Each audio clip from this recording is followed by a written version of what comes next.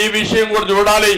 మన ఆదాయం గవర్నమెంట్ ఆదాయానికంటే ఈరోజు మనం కట్టవలసిన అప్పులకు వడ్డీ, అప్పులు ఇన్స్టాల్మెంట్స్ కి సరిపోయే పరిస్థితి వస్తా ఉంది. ఈరోజు రాష్ట్రంలో ఎక్కడ చూసినా రైతు ఆత్మహత్యలు, ఇరిగేషన్ ప్రాజెక్ట్స్ రివర్స్ లో పోతున్నాయి, నిరుద్యోగం తాండవిస్తా ఉంది. బంగారు లాంటి రాష్ట్రాన్ని 30 ఏళ్లు వెనక్కి తీసుకెళ్లిపోయారు. అందరూ ఒకటే మాట అడుగుతున్నారు, మళ్ళీ మీరు వచ్చిన తెలుగుదేశం జనసేన అధికారంలోకి వస్తే మీరు రాష్ట్రాన్ని ఏ విధంగా బాగు చేస్తారని అడిగారు. నేను ఒకే మాట చెప్పాను, సంకల్పం ఉంది, చేసిన అనుభవం ఉంది, మళ్ళీ బాగు చేసే పార్టీగా మేము ముందుకు పోతామని చాలా స్పష్టంగా చెప్పాను.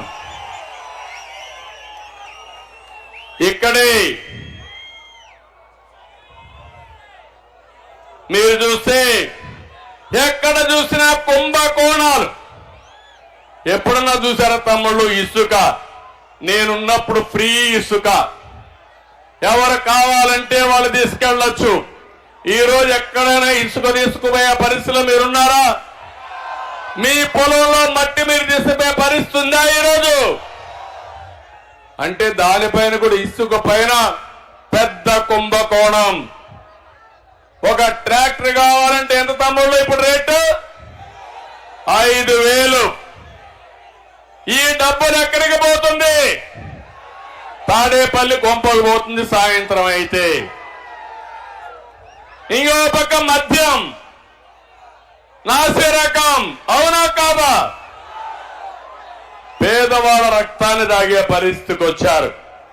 ఎక్కడ చూసినా ఇష్ట ప్రకారం మద్యం గాని మైన్స్ లో గాని కుంభకోణాలు జరిగే పరిస్థితి వస్తా ఉంది. లక్షల కోట్ల రూపాయలు కుంభకోణాలు చేస్తున్నారు. ఈ పేదవాడి రక్తాన్ని మా తమ్ముడు తీసుకొచ్చాడు, క్వార్టర్ బాటిల్.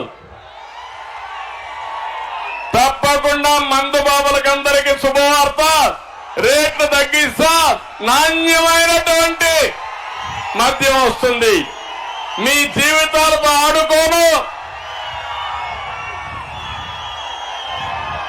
రోజంతా కష్టపడి కొంతమంది శారీరక బాధలు మర్చిపోవాలని సాయంత్రం అయితే ఒక క్వార్టర్ బాటిల్ దాంట్లో ఆఫ్ వేసుకోవాలనుకుంటే ఈ దుర్మార్గుడు మిమ్మల్ని దోచేస్తున్నాడు.